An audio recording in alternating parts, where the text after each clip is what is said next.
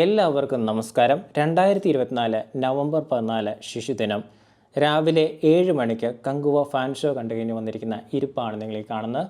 4 മണിക്കത്തെ ticket ഉണ്ടായിരുന്നു എന്ന് പറഞ്ഞ് സുഹൃത്ത് ഇന്നലെ വിളിച്ചിട്ടുണ്ടായിരുന്നു. പോവാഞ്ഞത് നന്നായി. ഈ ഉറക്കത്തിൻ്റേതായിട്ടുള്ള പ്രശ്നങ്ങൾ ഉണ്ടാകുന്നതുകൊണ്ട് തന്നെ 7 മണിയാണ് ബെസ്റ്റ്. ആചാരമടിക്കുന്നതാണ് ബെസ്റ്റ് എന്നൊക്കെ പറയുന്ന പോലെ തിയേറ്ററിലെത്തി. ഇപ്പം വിജയുടെ ആണെങ്കിൽ അല്ലെങ്കിൽ സൂര്യയുടെ സിനിമകൾ കാണുമ്പോഴാണെങ്കിൽ ആ ഫാൻ ഷോ കാണുമ്പോൾ അവരുടെ ആർപ്പ് വിളിയും അതുപോലെ തന്നെ അവരുടെ കയ്യടിയും ഒക്കെ കേട്ടുകൊണ്ട് കാണുക എന്ന് പറയുന്ന ഒരു പ്രത്യേക എക്സ്പീരിയൻസ് തന്നെയാണ്. ഈ സിനിമയിലേക്ക് വരുമ്പോൾ 2024 സൂര്യയെ കാണിക്കുമ്പോൾ കയ്യടി ആർപ്പുവിളിയൊക്കെ ഉണ്ടായിരുന്നു. പിന്നെ ആ സൂര്യയ്ക്ക് കാര്യമായിട്ടൊന്നും ചെയ്യാനില്ല എന്ന് മനസ്സിലാക്കി കഴിഞ്ഞപ്പോൾ എല്ലാവരും മിണ്ടാതിരുന്നു തുടങ്ങി. പിന്നെ നമുക്ക് പഴയ സൂര്യയെ കാണണമല്ലോ. പഴയ സൂര്യയെ കണ്ടാലേ ഉള്ളൂ പിന്നെയും കയ്യടി ഉണ്ടാകത്തുള്ളൂ. പഴയ സൂര്യ വന്നു. ഭയങ്കരമാണ് കയ്യടിയും ഇൻട്രോയ്ക്കൊക്കെ ഭയങ്കര ചീറും കൂക്കിവിളിയും എല്ലാം ഉണ്ടായിരുന്നു. രസം നമുക്ക് ഹരമൊക്കെ കയറിക്കൊണ്ടിരിക്കുകയായിരുന്നു. പിന്നെ അങ്ങോട്ട് പഴയ സൂര്യയുടെ നടപ്പും സംസാരവും തീരുമാനങ്ങളും ഒക്കെയാണ്. അപ്പോൾ പഴയ സൂര്യയെക്കുറിച്ച് പറയുവാണെങ്കിൽ സൂര്യയുടെ സംസാരമൊക്കെ ഒരുമാതിരി പ്രേതങ്ങളെപ്പോലെയാണ്. നമ്മളൊരു കാശ് കൊടുത്ത് ഒരു ഗോസ്റ്റ് ഫാമിലിയിലോട്ട് ടിക്കറ്റ് എടുത്ത പോലെയാണ് സംസാരിക്കുന്നത് വെച്ച് കഴിഞ്ഞാൽ അയ്യാ കങ്കുവ, അയ്യാ കങ്കുവ, ഈ ഒരു ടൂണിലാണ് ആ ഗോത്രവർഗത്തിലുള്ള എല്ലാവരും സംസാരിക്കുന്നത്. ഈ പെരുമാച്ചി എന്ന് പറഞ്ഞ ആ ഒരു വില്ലേജിലെ പരിപാടിയാണ് ഈ പറയുന്നത്.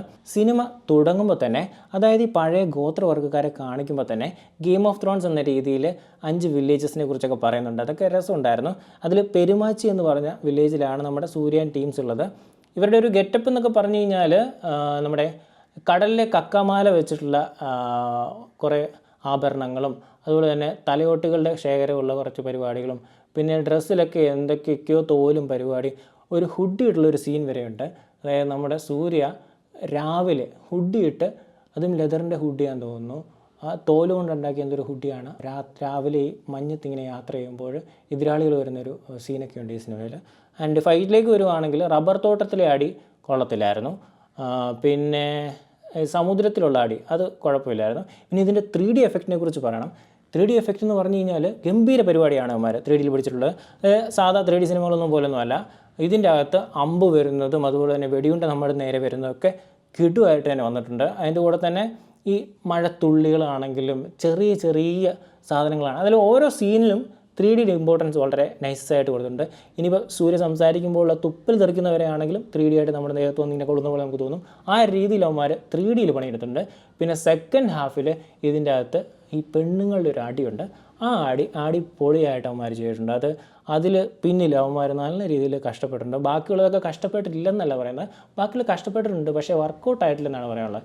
ഇതിൽ നമ്മൾ പഴയ ആളുകളെയും പുതിയ ആളുകളെയും തമ്മിൽ, അതായത് 2024 സൂര്യയും 1000 സംതിങ് സൂര്യയും തമ്മിൽ കണക്ട് ചെയ്യുന്ന ഒരു ചെറിയ ചെക്കനുണ്ട്. അപ്പോൾ ആ ഒരു ചെക്കനാണ് ശരിക്കും പറഞ്ഞാൽ ഇമോഷൻ എന്ന് പറയുന്ന ഈ സിനിമയിലുള്ളത്. ആ ഇമോഷൻ കണക്റ്റ് ആയാലേ ഉള്ളൂ നമുക്ക് ഈ സൂര്യയുടെ കങ്കുവ എന്ന് പറഞ്ഞ സിനിമ ആസ്വദിക്കാൻ പറ്റത്തുള്ളൂ. ആ ചെക്കൻ നൈസായിരുന്നു, പക്ഷേ ചെക്കൻ എന്തുകൊണ്ട് ഇത് ചെയ്തു അല്ലെങ്കിൽ എന്ത് കാരണത്താൽ അങ്ങനെ ആയിപ്പോയി, ആ സംഭവം ഭയങ്കര ബോറായിപ്പോയിക്കുണ്ട്. അത് വർക്കൗട്ടായിട്ടില്ല. അവിടെയാണ് കങ്കുവ എന്ന് പറഞ്ഞ സിനിമയുടെ പരാജയം ഉണ്ടായിരിക്കുന്നത്. പിന്നെ അതിൻ്റെ കൂടെ തന്നെ കങ്കുവ, അയ്യാ എന്ന് പറഞ്ഞ വിളിയും കേൾക്കുമ്പോൾ തന്നെ നമുക്ക് പെരുത്ത് വരും. ഇതിൻ്റെ കൂടെ മ്യൂസിക്കൊക്കെ അങ്ങോട്ട് കയറ്റിയിട്ടിട്ട് എന്തുമാതിരി കാണിക്കുന്നു. തിയേറ്റർ എക്സ്പീരിയൻസ് എന്ന് പറഞ്ഞ് മനുഷ്യനെ പേടിപ്പിച്ചൊരു മൂലയ്ക്കിരുത്തുക. ഞാനൊക്കെ പേടിച്ചു എന്ന് പറയാം. പലരും ഫസ്റ്റ് ഹാഫിൽ ഇറങ്ങി ഓടിയെന്നാണ് കേട്ടിട്ടുള്ളത്. ഫസ്റ്റ് ഹാഫിൽ ഇറങ്ങി ഓടിയുള്ളവർക്ക് സെക്കൻഡ് ഹാഫിൽ കാണാൻ പറ്റില്ല.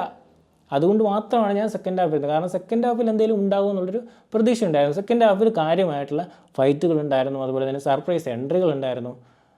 എങ്ങനെ പോയിട്ടും ഫസ്റ്റ് ഹാഫിൽ ഉണ്ടാക്കിയിട്ടുള്ളൊരു ക്ഷീണം സെക്കൻഡ് ഹാഫിന് മാറ്റാൻ പറ്റിയിട്ടില്ല. അത്രയ്ക്കും ഉണ്ടായിരുന്നു ഫസ്റ്റ് ഹാഫിൻ്റെ ക്ഷീണം.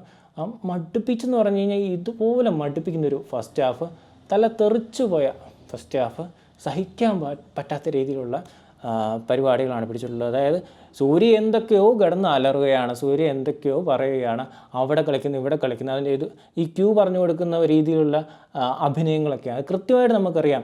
നാടക സദസ്സിലേക്കൊക്കെ പോയി കഴിയുമ്പോൾ അവിടെ നിന്ന് ഇങ്ങനെ ആൾക്കാർ പറഞ്ഞു കൊടുക്കുന്നതായിട്ട് ടൈമിങ്ങിൽ വന്ന് അഭിനയിക്കുന്ന രീതിയിലുള്ള സീനുകൾ വരെ ഇതിൻ്റെ അകത്ത് ഒരുപാടുണ്ട്. അതിൻ്റെ ഡ്രസ്സൊക്കെ ഇട്ട് KGF പുള്ളിയൊക്കെ വന്ന് നിൽപ്പുണ്ട്, കുഴപ്പമില്ല. പിന്നെ ബോബി ഡിയോളാണ് അതിൻ്റെ അകത്ത് വില്ലൻ. പുള്ളിക്ക് കാര്യമായിട്ട് ഡയലോഗുകളൊന്നുമില്ല. അതുകൊണ്ട് തന്നെ പുള്ളി വന്നു ചത്തു അങ്ങ് പോയി, വേറെ പ്രശ്നങ്ങളൊന്നും ഉണ്ടായിരുന്നില്ല. പിന്നെ ഈ പുതിയ സൂര്യയും പഴയ സൂര്യയും തമ്മിൽ വേറെ സാധനങ്ങളുണ്ട്, ഒരു സർപ്രൈസ് എൻട്രിയും കൂടെ ഒക്കെ ഉണ്ട്. അപ്പം അങ്ങനെയൊക്കെ വെച്ച് ഈ സിനിമ കങ്കുവ 2 എന്നൊക്കെ പറഞ്ഞിട്ട് അവസാനിപ്പിച്ചിട്ടുണ്ട്. എനിക്ക് മനസ്സിലാകുന്നില്ല ഈ സെക്കൻഡ് പാർട്ടിൻ്റെ ഒരു ആവശ്യകത എന്താണെന്ന്. ഫസ്റ്റ് പാർട്ടിൻ്റെ ഒരു ഫൈനൽ സാധനം ഉറപ്പായിട്ടും ഇത് ഹിറ്റാകുമെന്നുള്ളൊരു പ്രതീക്ഷയുള്ളവരാണ് ഈ സെക്കൻഡ് പാർട്ടിലോട്ട് പോകുന്നത്. ഇവർക്ക് ആ ഒരു പ്രതീക്ഷ ഉണ്ടായിരുന്നു. ഏതായാലും നമുക്ക് ആ ഒരു പ്രതീക്ഷ തെറ്റി. നമുക്ക് സങ്കടം മാത്രമേ ഉള്ളൂ, പിന്നെ ഭയങ്കരമായിട്ടുള്ളൊരു ഡിസപ്പോയിൻമെൻറ്റ്. കണ്ടിട്ടുള്ളവരാണെങ്കിൽ ഉറപ്പായിട്ടും നിങ്ങളുടെ അഭിപ്രായങ്ങൾ നിങ്ങൾ കമൻറ്റിൽ പറയുക. കാണണം വേണ്ടിയെന്ന് നിങ്ങൾ തന്നെ തീരുമാനിക്കുക.